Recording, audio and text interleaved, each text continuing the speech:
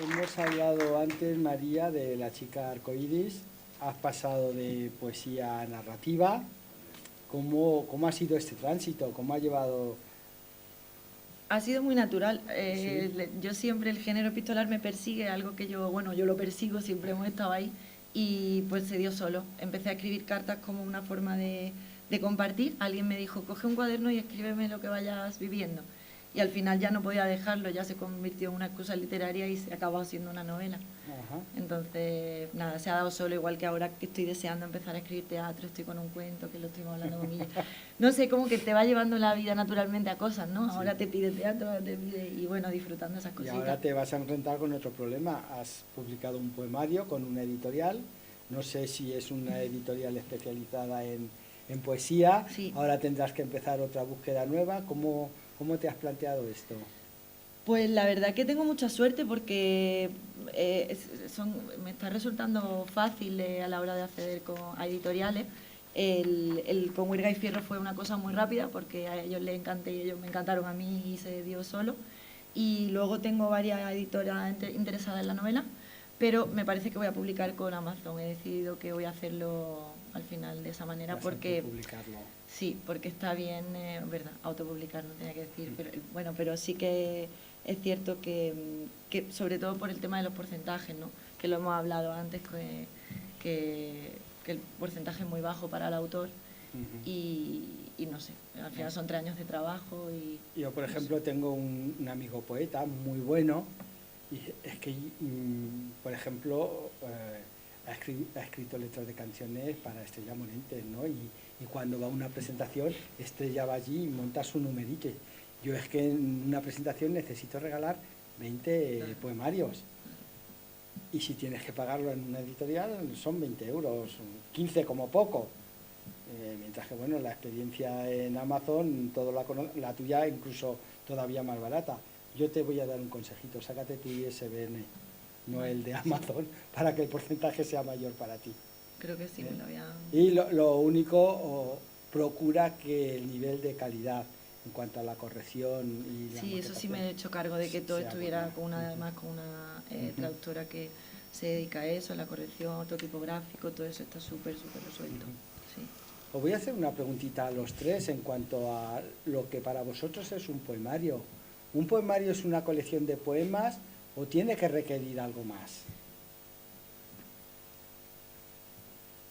Es decir, yo voy escribiendo poesía y, ay, mira, tengo No, 30 poemas, voy a no, publicarlos. no. Yo creo que no, tiene que haber una coherencia, tienen que Un hilo quererse conductor. unos con otros, claro, tienen que formar un compendio de cosas al final. Tiene que haber un cierre y un comienzo, ¿no? Sí. Sí, En tu sí, caso, Ana, obviamente el hilo conductor sería probablemente la energía, la espiritualidad. sí, la verdad es que yo los libros de poesía que he hecho eh, son de hace 30, 40 años. Eran mensajes que recibía en el cual, bueno, pues luego he ido recopilando y al final he podido hacer los libros a través de esos mensajes. ¿Tú qué opinas, Armando? Bueno, a ver, yo tengo que decir que yo no escribo libros, yo escribo poemas, ¿no? La dificultad que yo tengo es justamente hacer libros, o sea, convertir esos Claro. poemas en un libro. Y el hecho de darle un hilo conductor, claro, dice, bueno, voy a hacer un poemario amoroso, voy a hacer un poemario social, tal, pues claro, para mí es una desgracia dejar atrás otros poemas, ¿no? Ah, Y no lo hago. Entonces yo lo que intento es, pues, hacer un libro variado con coherencia, pero variado. Es mi modelo de poemario. Ojalá supiera hacer libros, pero yo he No, conocido gente que, por ejemplo, que había un concurso de poesía del tema del terrorismo y se ponía a hacer un poemario del terrorismo y tal. Pues a mí es que eso no me sale, ¿no? Entonces, a mí me sale de lo que a mí me importa. Entonces, por eso, pero por ejemplo, eh, en la edición tradicional, si tú mandas una colección de poemas que tú quieres publicar, pues es esta editorial la que debe tener un trabajo para dar ese nexo de uniones. Pues mira, Claro. estos 5 poemas no encajan de ninguna de las maneras, pero estos podemos hacer una serie de bloques por cuestiones vitales, por sentimientos, por cualquier circunstancia, ¿no? Ese sí que es el trabajo de una editorial, que o lo tienes tú muy claro o es Pero o hay un una agente frase- literario, Hay una ¿no? frase muy buena que es lo de no sé cuántos y otros poemas, ¿no? Es que eso... Eso está claro, que estamos hablando del cajón de Sastre y que ahí queda metido. María, para terminar, ¿por qué no nos regalas otro poema tuyo? Sí, por supuesto. Eh,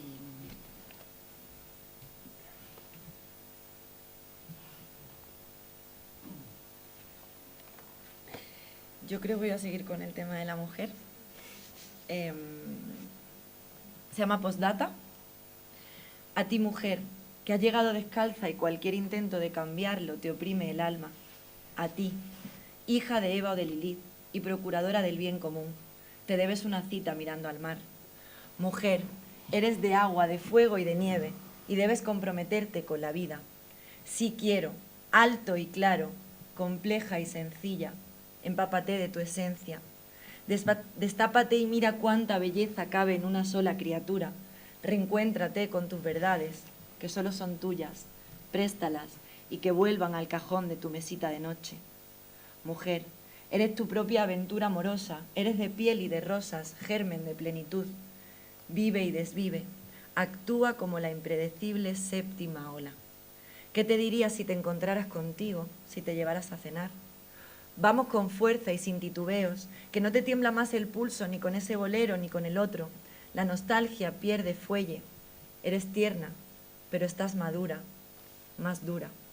No llegues tarde a la cita, te estás esperando, ¿no me entiendes? Abre los ojos y mírate. ¿Te reconoces? Que la vida si no es bella es tolerable.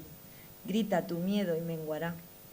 Compártelo y verás cómo se esfuma. Ya pasó todo, vas dirección a tus deseos, con menos capa, cebollita llorona. Estás limpia y lo tienes claro, clarísimo. De la de ayer solo conservas el nombre. Estrellas del cielo, vosotras sabéis del duelo, os reto a merced de todo lo perdido. Alineaos y dadle el universo entero, a sorbos, como el champán con el que se brinda por un nuevo amor. Mujer, mis plegarias son para ti. Te miro y me excita pensar que somos la misma, que no hay segregación sino origen. Madre, no busques mi mirada aprobadora, levántate y vuela, pues ninguna tirará la piedra que esconde tras su espalda, piedra falsa, piedra ruinosa. Ser pecadoras nos hace adorables.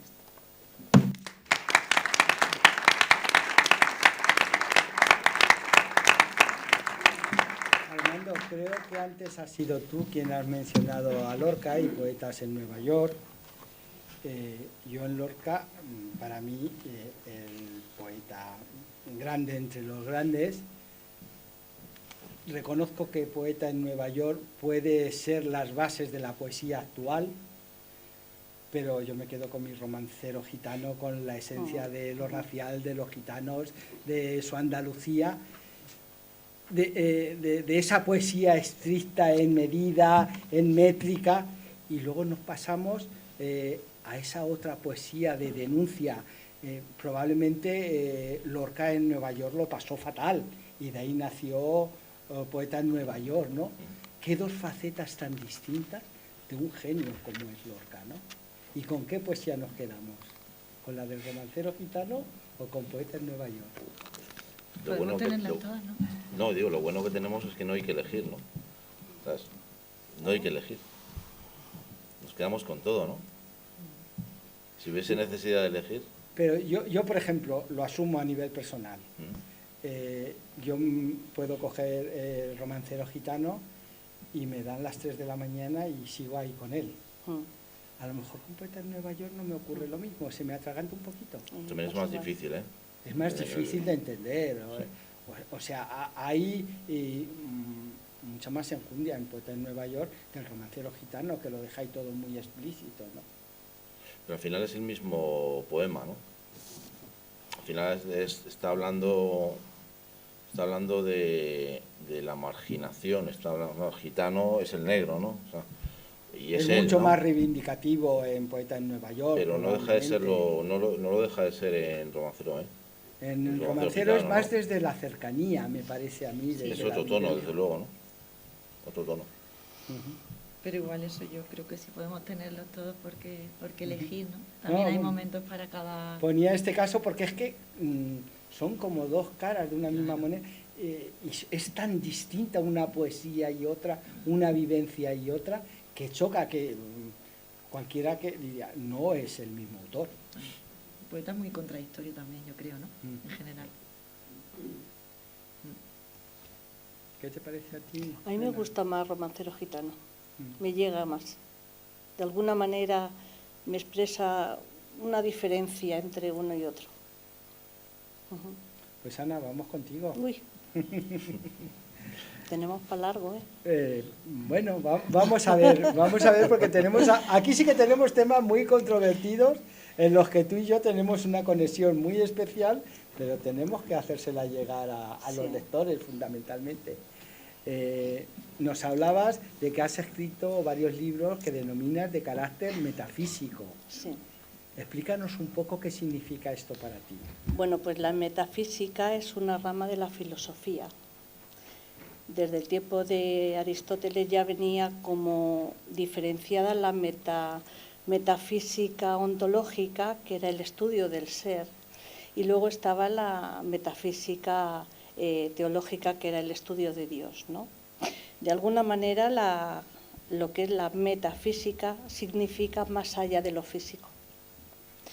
Eso conlleva a que, de alguna manera, la física nos ha demostrado que los 5 sentidos que tenemos físicos los podemos percibir, pero en la metafísica también hay otros sentidos espirituales, se llaman espirituales, que no los podemos percibir, que son la clarividencia, la audiencia, la mediunidad, la telepatía y la intuición.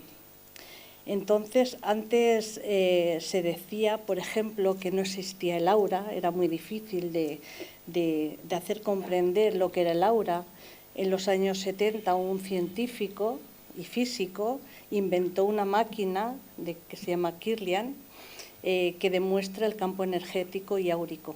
Y eso ha demostrado que hay algo más de lo que no se ve, ¿no? Y es importante. Entonces, en verdad que la metafísica se encuentra lo que son las sensaciones, las emociones, los pensamientos. Y quería dar un ejemplo para que se pueda entender bien. Lo que quieres a un hijo, eso no se puede medir. Eso no se puede decir cuánto le quieres. En el caso, por ejemplo, cuando yo le digo a mi nieto, que está aquí, te quiero mucho, y me dice, ¿cuánto me quieres? O le digo, ¿cuánto te quiero? ¿Hasta dónde me quieres? Hasta la luna, hasta las estrellas. Pero ¿cómo puedes medir eso? Eso no se mide, eso se siente.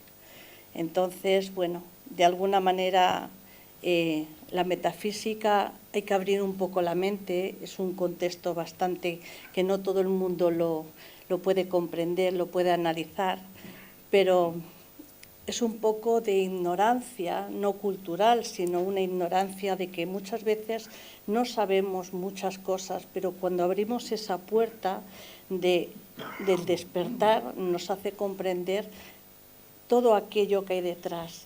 Es igual que cuando habla Platón, que dice la cueva,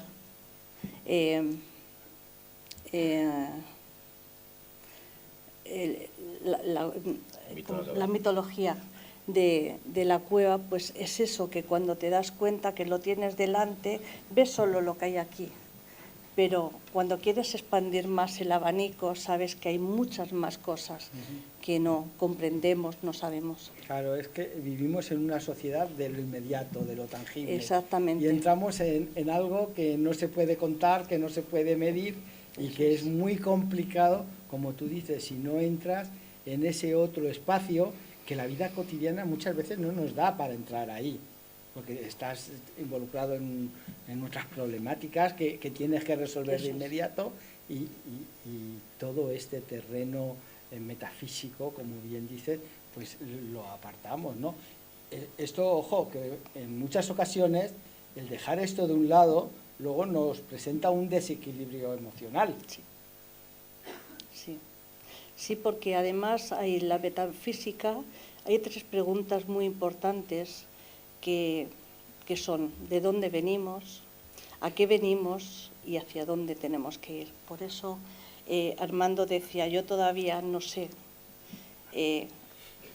todo el mundo no despierta en el mismo momento. Tenemos una vida que unos despiertan antes y otros despiertan después. Y cuando uno llega un poco a comprender ese despertar que se tiene, yo creo que encuentra el sentido y el propósito de la vida y sabes a qué vienes. Es muy complicado. Yo desde que me planteé estas 3 preguntas, dije, hay que encauzar la vida de alguna manera. ¿Y cómo? Sí. Pues primero voy a descartar lo que no quiero. Sí. Y a partir de ahí, por eliminación, vamos encontrando nuestro camino, ¿no? Sí, eso sí. Oye, Ana, ¿por qué no nos recitas algo Sí. de esa prosa poética? Porque lo Sí. tuyo sí es más bien prosa poética. Sí, es poética. La verdad que sí. Es del libro de Semillas de mi jardín. Este libro era antes de mi despertar. Luego tuve otro, que era después del despertar, cuando supe cuál era el propósito de mi vida. Se llama Las experiencias no son perdidas. Qué grandes cometidos tenemos en la vida sin parar a pensar qué es lo que de verdad da derecho a sentirla. Son ilusiones, son sentimientos de un ayer que todavía perduran, son momentos de otra existencia que ahora la luz descubre su partida. Unos vienen, otros van, unos son, otros los que fueron en otras vidas. Con esto quiero decir que las experiencias no son perdidas, que todas las existencias tienen su cometido y si no se pagan, siguen en otra vida. Unas se pagan, otras se cobran. Todo eso es el elixir de la vida. Lo que uno en una no ha dado nada, en la otra lo da con demasía. Son virtudes, son hegemonías, lo que se descubre en los sueños. Ora en los tiempos en lo que todo se aprende para estadía. Para la estadía.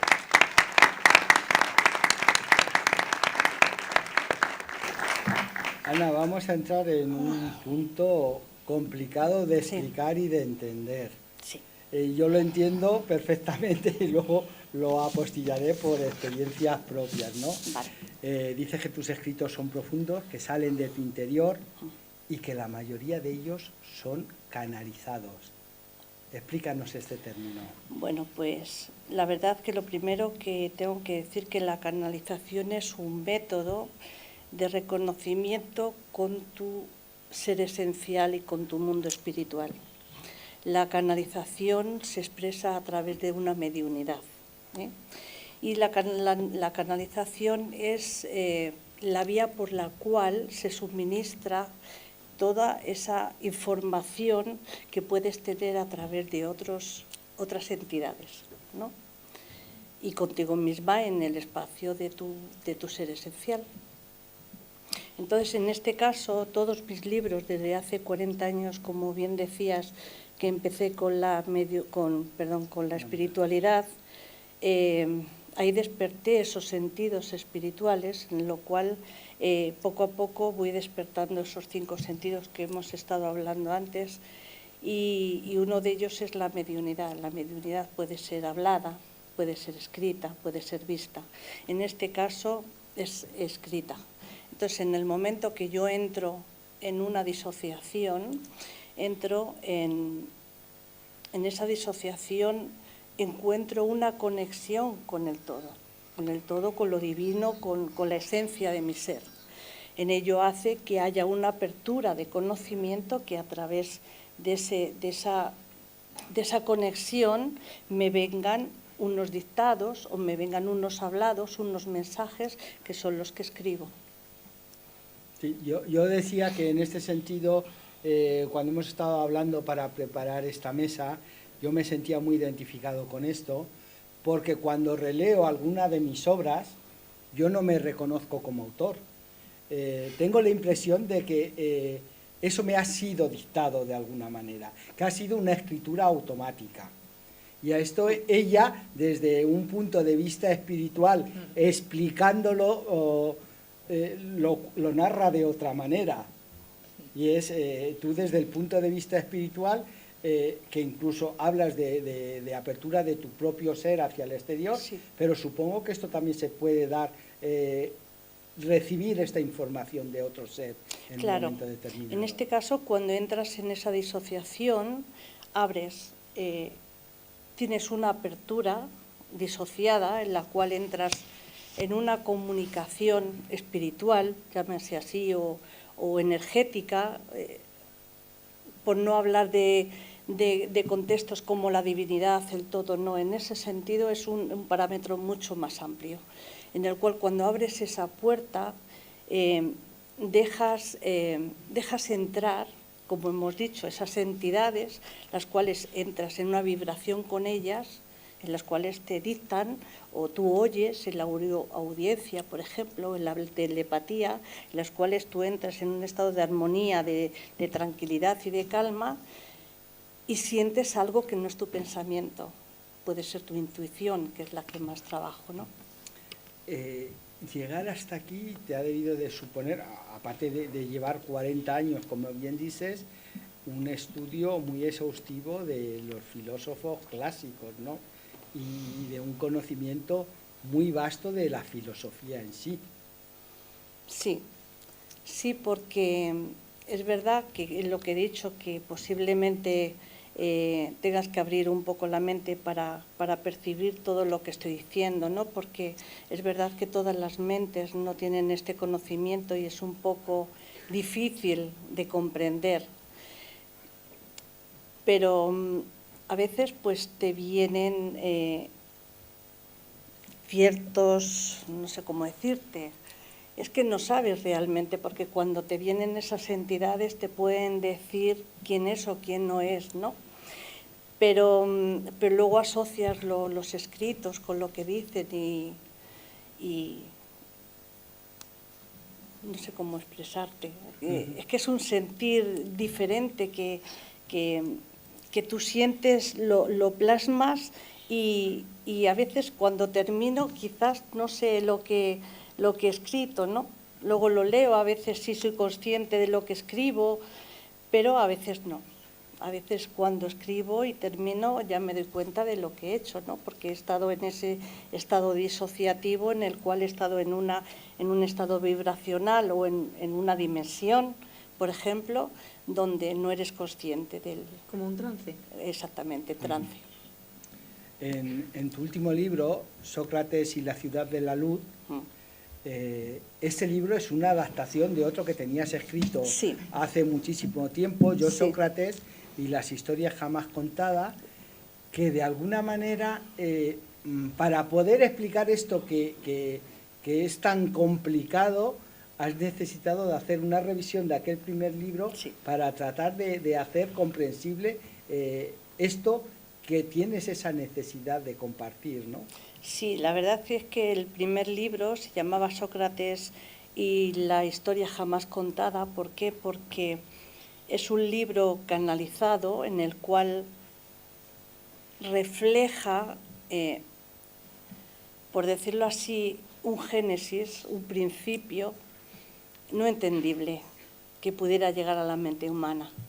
Entonces, está hecho y escrito de una forma muy, muy verdadera, muy pura, muy clara para el que lo pueda entender, porque no todo el mundo tiene la capacidad de poder entender estas cosas.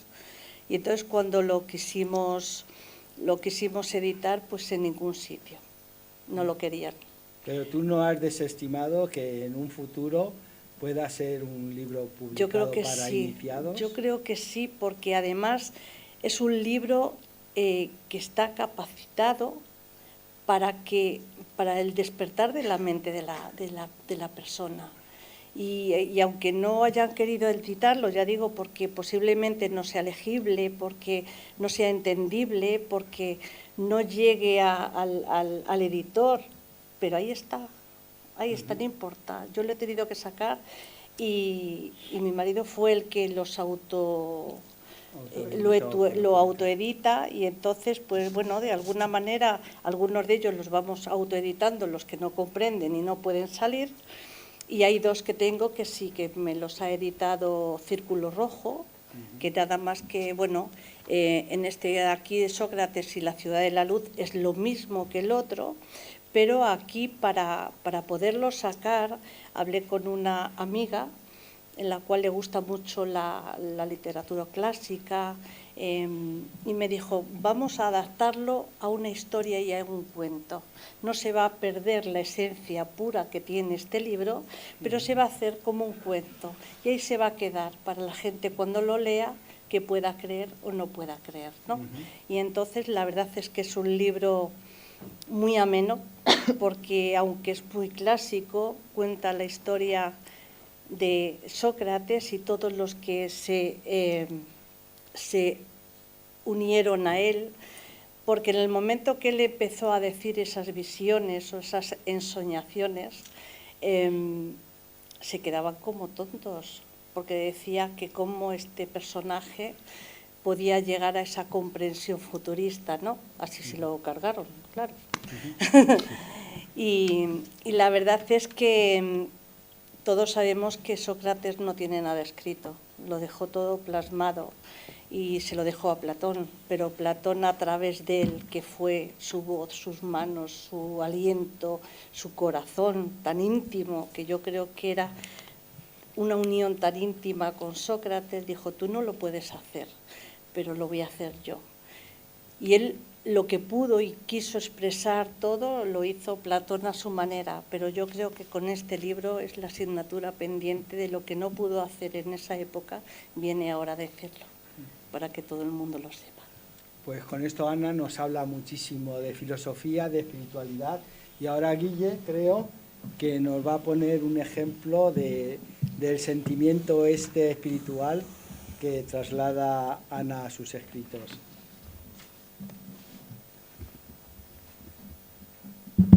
Vale. Siento vivir que no vivo, de Ana Zurro.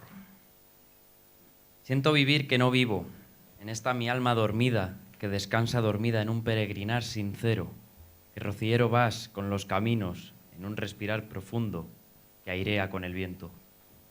Mas siento mi peregrinar fecundo, que no es dormido en los tiempos, sino despierto en un llegar profundo, que no tardará en llegar.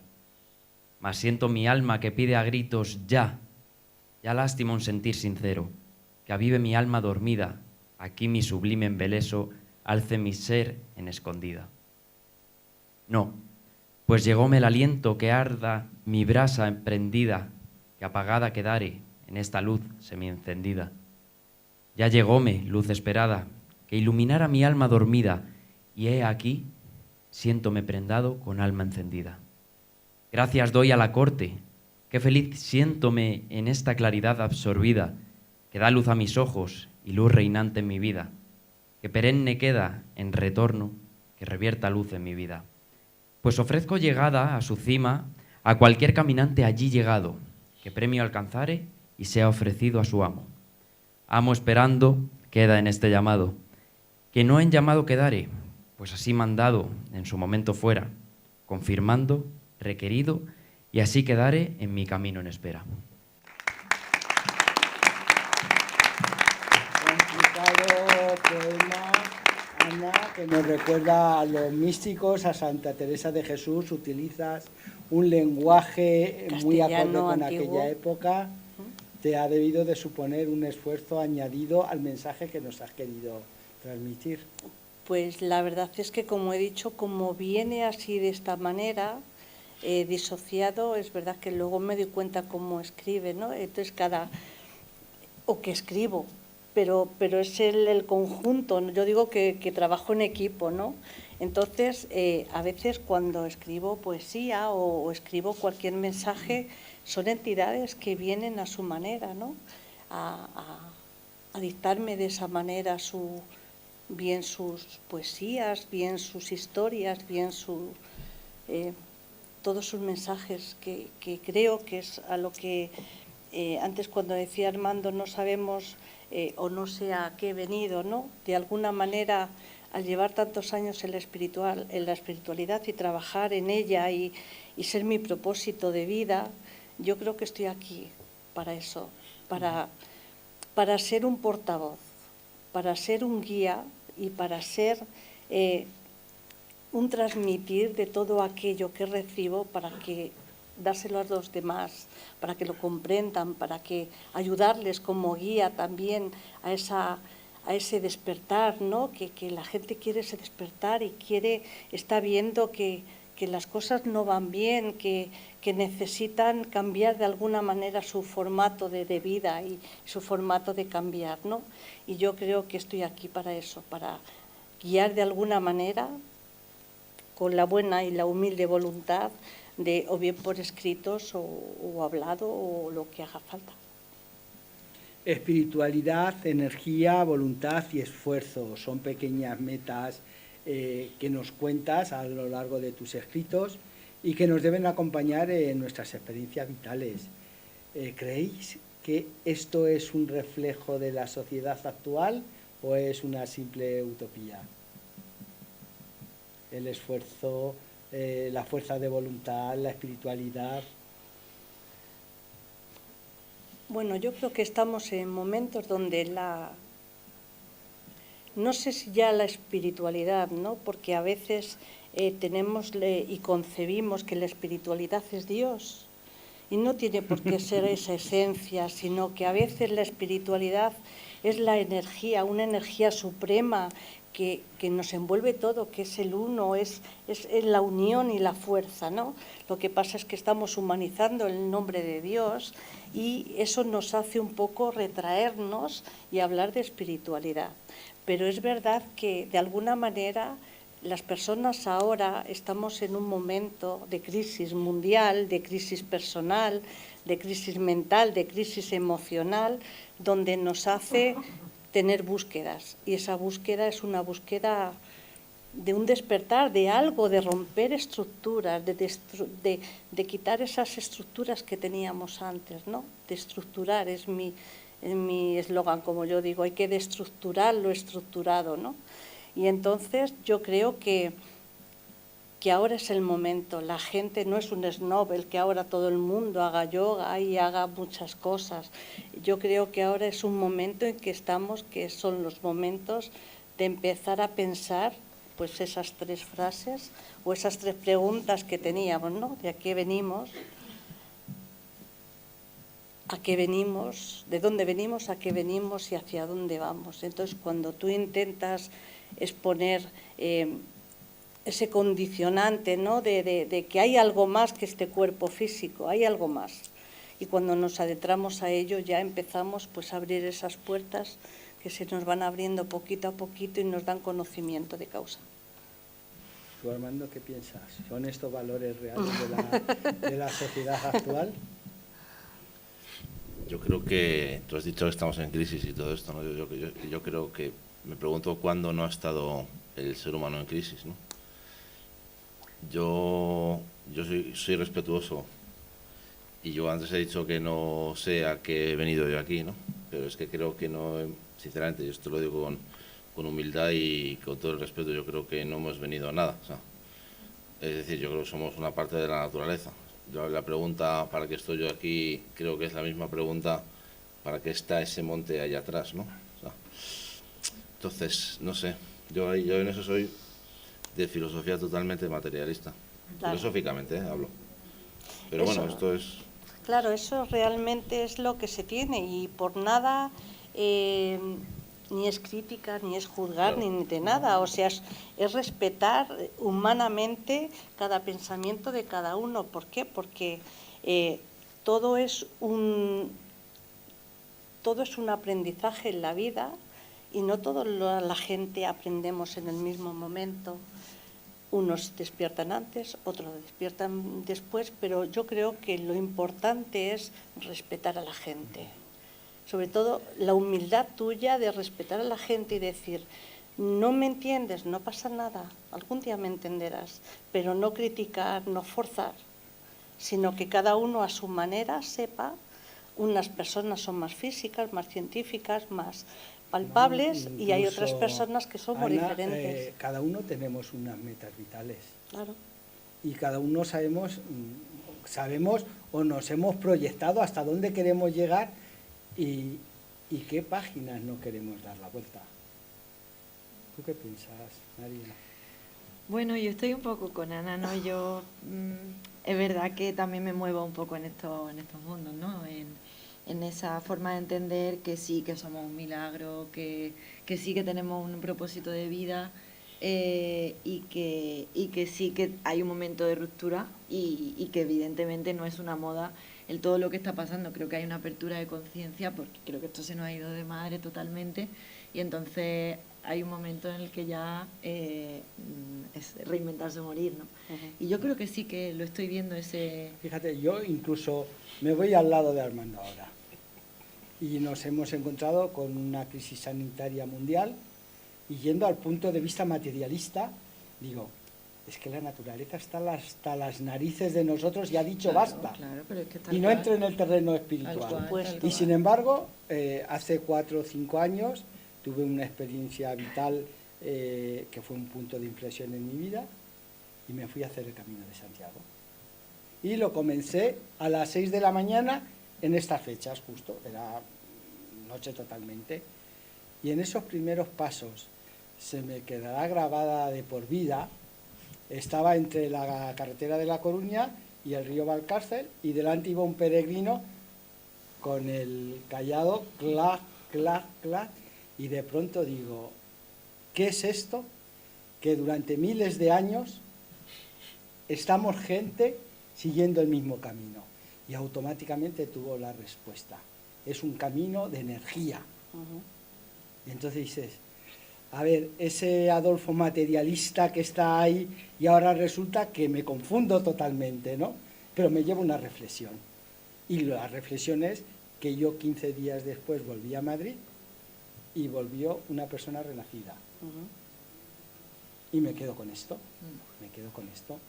Entonces, es que el momento vital, la forma de vivirlo, de cómo cada uno quiere lanzar su vida, es algo tan personal y no tiene por qué ser incompatible, siempre y cuando exista la empatía y el respeto. Totalmente. Y lo demás creo que huelga absolutamente todo. Y vamos a volver al terreno de poesía. ¿Cómo veis la poesía actual cada uno de vosotros? Ya hemos hablado un poquito antes sobre este tema, pero a nivel de lectores, yo por ejemplo, lo que percibo es que en Sudamérica y en Centroamérica hay un boom poético impresionante, que aquí en España no se da en las mismas proporciones, pero creo que la poesía está hoy más viva que nunca. ¿Qué os parece? Sí, es lo que has comentado antes, ¿no? Yo estoy de acuerdo también.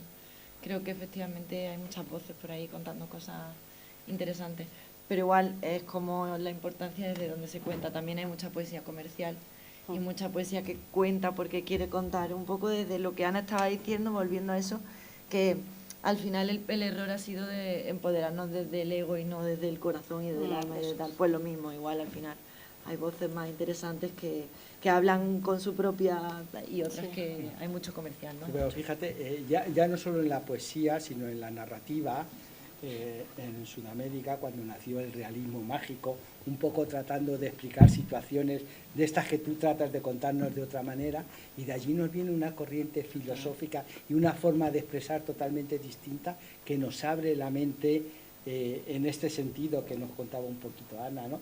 Yo creo que Latinoamérica en general está habiendo corrientes culturales que como hispanoparlantes todos nos están arrastrando a un mundo muy interesante. ¿Qué te parece a ti, Armando? Pues no sé, yo es que sabes qué pasa, que miro mi móvil, veo la agenda del móvil y veo que la mitad son poetas y la otra mitad profesores, ¿no? Entonces, claro, entonces yo pienso, el mundo está hecho de poetas y de profesores, ¿no? Y no es así. Entonces, y vuelvo, y me gustaría decir también que yo también creo que yo también me he autoasignado un sentido en mi vida. Pero esto es como, claro, pero el que yo he querido, claro. O sea, pero esto es como el otro día en una obra de teatro, decía uno hablando del destino, ¿no? Dice, es que fíjate, tiras la flecha, llega allí, y alrededor pintaron una diana, ¿no? Y eso es el destino. Pues, no sé cómo decirte, ¿no? Yo creo que al final es el relato que cada uno se haga de su propia vida. Volviendo al contexto, me estoy enrollando. Yo sí tengo la sensación de que hay un auge de la poesía. en España, ¿eh? Y sí es verdad que en Centroamérica, sobre todo, que yo conozco quizá algo más esa poesía, ¿no? Pero sí que creo que en España hay un boom, o ha habido en los últimos años. Yo no sé si incluso no se está terminando, ¿eh? También la pandemia nos ha hecho desfigurar la mirada, ¿no? No sabemos exactamente qué está pasando, porque hace 2 años que no vamos a este tipo de actos, ¿no? Entonces, pero vamos, yo sí que creía que, y de hecho hay tuiteros y hay de Instagram y gente que a lo mejor a mí no me va mucho, ¿no? O no me gusta mucho ese tipo de poesía, o lo de los slam que antes se hablaba, ¿no? Que a mí me parece que es una cosa que no tiene relativamente poco que ver con la poesía, no me gusta demasiado.